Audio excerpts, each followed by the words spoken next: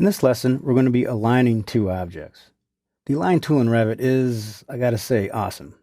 Anytime we have done something less accurate, the good old Align tool is there to the rescue. What we are going to be doing in this lesson is to add windows to our radial array. The problem is, it's hard to place a window along an arc and have it line up. We're going to align it up. Open the file you've been working on, or open the file called Chapter 5 and follow along. What we want to do is zoom in to the radial portion here, where we have our lines that are already arrayed in. What we're going to do is we're going to add a window. So if you go to the Architecture tab, click the Window button. In the Type Selector drop-down, select 16 inch by 72 inch. Let's hover over this wall. Notice that we can't really snap to anything. So what we're going to do is just place this off of the reference plane a little bit and put it right here. Let's hit Escape a couple times. Now, the Align tool is going to come in handy right now. Because basically what we're going to do is this. We're going to align this window to this line.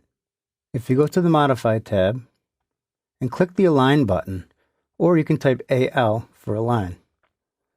Click the Align button.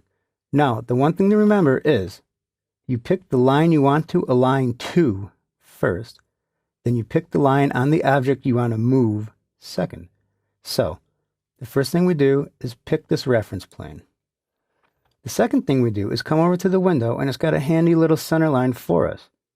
Once you see that little center line, go ahead and pick it, and it moves it. Now, another thing you'll notice is there's a little lock icon. This icon keeps this window locked to the reference plane. Sometimes it's a good idea, sometimes it's not. In this situation, I'd rather leave it unlocked. We'll look at some other opportunities to lock an alignment. The next step is to array the windows and the tag about the center line. Let's zoom out a little bit. Let's hit Escape a couple times.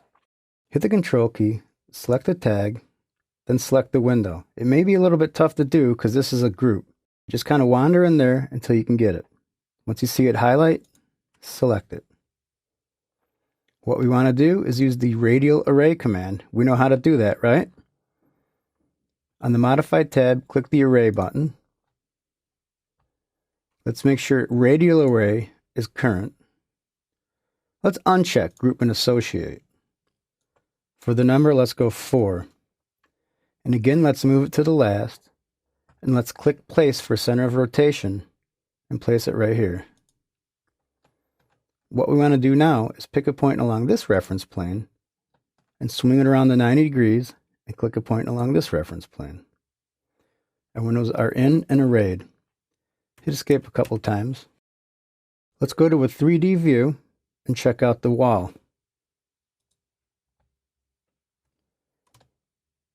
Notice we have our windows in here. And again, notice they're too low. Let's change the sill height to 3'6". Remember how I picked those? I held down the Control key. For the sill height, 3'6". Hit Apply. Now that's looking pretty good. Next thing I want to do is go down to level 1. Let's zoom over to the east entry area where there's a radial wall here. Hit Escape a couple times. On the Architecture tab, click the Door button. Let's click the Type Selector drop-down, and let's find a door. Let's go with Double Flush 72 by 84. Again, it's very hard to snap to this thing. What we want to do is have the door swing into the corridor, but we want to pick a point, I don't know, anywhere along this. Hit Escape a couple times. Let's go to Modify. Either click Align or type AL. Let's select the horizontal reference plane. Let's select the center line on the door. This time, let's click the padlock and lock it.